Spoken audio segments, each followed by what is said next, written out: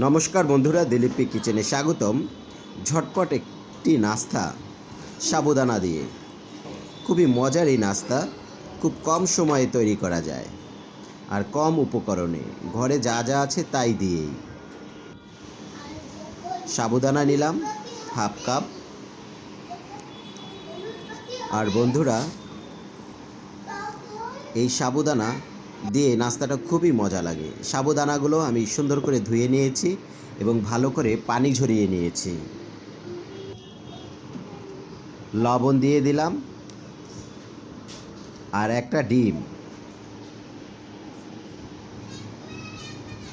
আমি ভালো করে মিশিয়ে নিব, অর্থাৎ এই ডিমটা দিয়ে লবণ দিয়ে ভালো করে মিশিয়ে নিচ্ছি। ব্যাস, আর কিছু লাগবে না।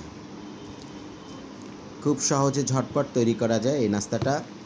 বাচ্চাদের খুবই প্রিয় আর খুব কম সময়ে তৈরি করা যায় সাবুদানার এই নাস্তা।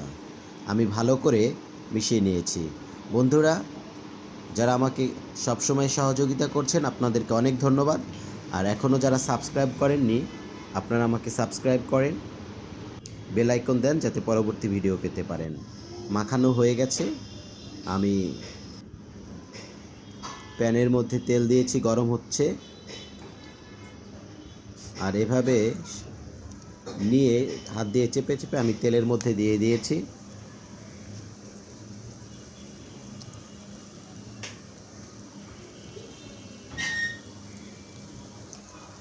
আর একে একে করে দিয়ে আমি ভেজে নিচ্ছি। দেখুন কতটা সুন্দরভাবে ফুলে উঠেছে।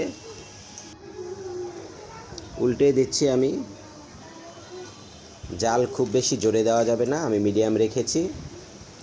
আর মিডিয়াম আঁচে আমি ভেজে নিচ্ছি।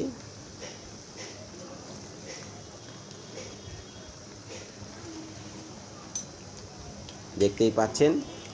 তো বন্ধুরা, আপনারা সবাই কেমন আছেন কমেন্টসে জানাবেন।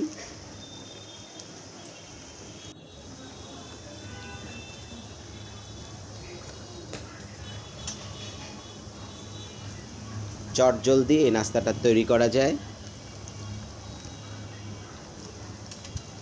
খুব একটা সময় লাগে না। তো আমি এগুলো উল্টে পাল্টে দিয়ে ভালো করে ভেজে নিচ্ছি। সবগুলো একই প্রসেসিংয়ে আমি ভেজে নিব। খুবই ক্রিস্পি আর মজাদার। আমি নামিয়ে নিচ্ছি।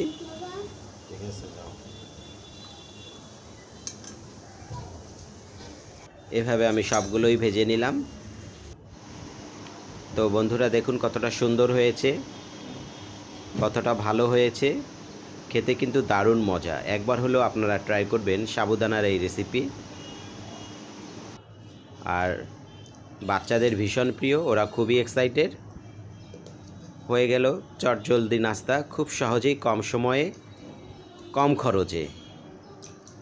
আপনারা ভালো এবং সুস্থ থাকুন।